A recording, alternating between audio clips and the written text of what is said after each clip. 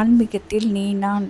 இந்தியாவில் கோடீஸ்வரங்கன்னா அது வந்து டாடா, பிர்லா, அம்பானின்னு நம்ம சொல்லலாம். அதே போல் உலக கோடீஸ்வரங்கன்னா பில்கேட்ஸு, ஹெலன் மஸ்க்குன்னு சொல்கிறோம். அதே மாதிரி 13ஆம் நூற்றாண்டுலேயே இப்போ இருக்கிற கோடீஸ்வரங்களாம் சேர்த்தா எவ்வளவோ சொத்து மதிப்பு இருக்குமோ அந்த மாதிரி அந்த அளவுக்கு சொத்து உள்ளவர் 13ஆம் நூற்றாண்டு காலத்திலேயே வாழ்ந்தார். அவரை பற்றி தான் நம்ம இந்த வீடியோவில் பார்க்க போகிறோம். வெஸ்ட் ஆஃப்ரிக்காவில் மாலி பேரரசுன்னு ஒரு பேரரசு இருந்தது. அது மிகப்பெரிய பேரரசு. அந்த பேரரசில் மூசா பிறந்தார். மாலி பேரரசு 14ஆம் நூற்றாண்டில் மிகப்பெரிய உயர்ந்த அந்தஸ்தை பெற்றிருந்தது. அது எப்படின்னா செல்வ வளத்தில் வந்து அதிக அந்தஸ்து பெற்றிருந்தது. அந்த செல்வ வளம் வெறும் தங்கம் மட்டுமாவே இருந்தது. அந்த தங்கம் எப்படின்னா ஏஷியா, ஐரோப்பா, ஆஃப்ரிக்கா இந்த 3 கண்டத்திலே உள்ள தங்கங்கள் எவ்வளவோ அதில் பாதிக்கும் மேலே வெஸ்ட் ஆஃப்ரிக்காவிலேயே அதிகமாக கிடைச்சது. இதுக்கு காரணம் 3 தங்க சுரங்கங்கள் தான். அதனால மாலி பேரரசு மிகப்பெரிய பேரரசாக உயர்ந்திருந்தது. மாலி பேரரசில் தங்கம் மட்டும் உயர்ந்த அந்தஸ்தை பெற்றிருந்த, உப்பும் அதிக அளவு மதிப்பு பெற்றிருந்தது. அதற்கு காரணம் அன்றாட தேவைகளுக்கு நம்ம உப்பு பயன்படுத்துகிறோம். அது மட்டும் இல்லாமல் இப்போ பதப்படுத்துறதுக்கு நிறைய பொருட்கள் இருக்குது. அந்த காலத்தில் பதப்படுத்துறதுக்கு உப்பு மட்டுமே வச்சு அவங்க எல்லா பொருட்களையும் பதப்படுத்தினாங்க. அதனால் அத்தியாவசிய தேவையான உப்பும் மிகப்பெரிய அந்தஸ்தை பெற்றிருந்தது. 1312ஆம் ஆண்டு மான்சா மூசா மாலி பேரரசின் மன்னரானார். அதுவும் தற்காலிக மன்னராக தான் இருந்தார். 10வது ஆட்சியாளராக பொறுப்பேற்றார். நிரந்தர ஆட்சியாளர் வந்து அட்லாண்டிக் பெருங்கடலை ஆராய்ச்சி பண்ணுறதுக்காக 2000 கப்பலோட புறப்பட்டு போனவர் திரும்பி வரவே இல்லை. அதனால் இவர் நிரந்தர ஆட்சியாளராக பொறுப்பேற்றுக்கிட்டார். மான்சா மூசா தற்போதைய ஆட்சியாளராக இருக்கும்போதே அவரோட ஆட்சியில் 5 ஆப்பிரிக்க நாடுகள் இணைந்திருந்தது. நிரந்தர ஆட்சியாளர் ஆன பிறகு அவர் தன்னுடைய ஆட்சியை இன்னும் விரிவுபடுத்தினார். அப்போது இருந்த செல்வ வளத்தை விட இன்னும் செல்வ வளம் அதிக அளவு உயர்ந்திருந்தது. மான்சா மூசா முஸ்லிம் மதத்தில் நம்பிக்கை உள்ளவராக இருந்தார். அப்போது வந்து முஸ்லிம்கள் வந்து மக்கா ஹஜ் யாத்திரை பயணத்தை மேற்கொள்வாங்க. அதுபோல் மான்சா மூசாவும் ஹஜ் யாத்திரை போகணுன்னு விருப்பப்பட்டார். அதுக்கு மெக்காவுக்கு போகிறதுக்கு வெஸ்ட் ஆஃப்ரிக்காவிலேருந்து மெக்கா போகிறதுக்கு 1300 கிலோமீட்டர் இருந்தது. இப்போது போக்குவரத்து வசதி இருக்கிற மாதிரி அப்போது இல்லை.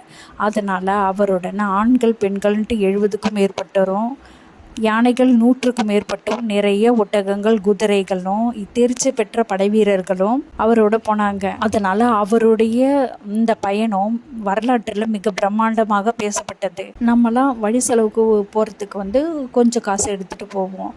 அதே மாதிரி மான்சா மூசா வழி செலவுக்கு போகிறதுக்கு தங்கங்களாக எடுத்துகிட்டு போனார். அந்த தங்கக்கட்டிகளும் 21,000 கிலோ தங்கங்களாக இருந்தது. 2000 அடிமைகளும், அந்த அடிமைகள் ஒவ்வொருத்தருக்கிட்டையும் 2 கிலோ தங்கங்கள் இருந்தது. அது மட்டும் இல்லாமல் 1000 கிலோ தங்க துகள்களையும் எடுத்துகிட்டு போனாங்க. மான்சா மூசா தன்னுடைய சொந்த செலவுக்காக இதை கொண்டுட்டு போகலை. அவர் மக்காவுக்கு போகிற வழியில் இருக்கிற எல்லா ஊர்களுக்கும் ஊர் மக்களுக்கும் தானமாக கொடுத்துக்கிட்டே தான் போனார். அப்படி அவர் போகும்போது நலிவுற்று இருந்த அந்த ஊரும் நாடுகளும் இவரால் செல்வம் பலத்தில் மிகப்பெரிய வளர்ச்சியை பெற்றிருந்தது. அவர் போய் ஒவ்வொரு ஊர்லேயும் வெள்ளிக்கிழமை அன்னைக்கு தங்குவார். அப்படி வெள்ளிக்கிழமை அன்னைக்கு தங்கும்போது ஒரு பள்ளிவாசலை எழுப்பினார். இதனால் 100க்கும் மேற்பட்ட பள்ளிவாசல்கள் மெக்கா போகிறதுக்குள்ளே அவர் எழுப்பிட்டார். இவர் வந்து பள்ளிவாசலை கட்டலை, பள்ளிவாசல் கட்டுறதுக்கு இவர் உதவி பண்ணார். மான்சா மூசா இந்த மெக்கா பயணத்தை 2 வருடங்களாக அவர் பயணத்தை மேற்கொண்டார். மான்சா மூசா இந்த 100க்கும் மேற்பட்ட பள்ளிவாசல்களை கட்டதே தன்னுடைய மத நம்பிக்கையினால் மட்டுமா, இல்லை தன்னுடைய நாட்டின் வலிமையையும் தன்னுடைய மதிப்பையும் காட்டுறதுக்காக கட்டினாரன்ட்டு வரலாற்று ஆராய்ச்சியாளர்கள் கணிச்சாங்க. அதனால் 14ஆம் நூற்றாண்டில் உலக புகழ் பெற்றிருந்த கேட்லன் அட்லஸில் அவருடைய புகைப்படம் இருந்தது. அவருடைய புகைப்படம் கேட்லன் அட்லஸில் ஒரு தங்க உருண்டையை மான்சா மூசா கையில் வச்சிருக்கிற மாதிரி அந்த படத்தில் இடம்பெற்றிருந்தது. மான்சா மூசா மெக்காவிலிருந்து திரும்பி வந்த உடனே தன்னுடைய மாலி பேரரசை இன்னும் விரிவுபடுத்தினார். அதோட மெக்கா போயிட்டு திரும்பி வரும்போது பல நாடுகளை கைப்பற்றி தன்னுடைய பேரரசுடன் இணைச்சார். அதில் ஒன்று தான் திம்புக்கு மிகப்பெரிய வணிக ஸ்தலமாக இருந்தது.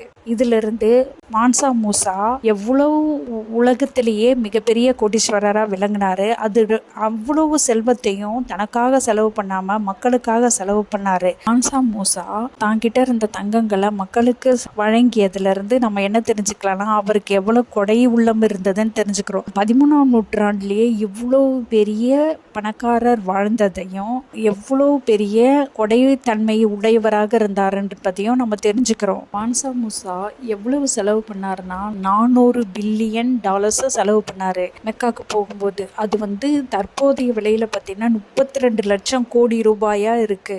இதிலிருந்து அவர் செலவு பண்ணதை வச்சு வரலாற்று ஆராய்ச்சியாளர்கள் இவர் எவ்வளவு பெரிய மல்டி ட்ரில்லியனராக இருந்திருப்பாருன்றத சொல்கிறாங்க. மான்சா மூசா மல்டி ட்ரில்லியனராக இருந்தாலும் மான்சா மூசாவினோட சொத்து மதிப்பு பல கோடி ரூபாயாக இருந்து மல்டி ட்ரில்லியனராக அவர் இருந்திருக்கலான்ட்டு வரலாற்று ஆராய்ச்சியாளர்கள் கணிக்கிறாங்க. இதிலிருந்து அவர் உலகத்திலேயே எதையும் சாதிக்கக்கூடியவராக வாழ்ந்திருக்கிறாரு. அவரை மாதிரி இனிமேல் இந்த பூமியில் ஒருத்தர் பிறப்பாரா இல்லை பிறக்க வாய்ப்பு இருக்கிறதான்னு தெரியல. இதிலிருந்து விடைபெறுவது ஆன்மீகத்தில் நீனா.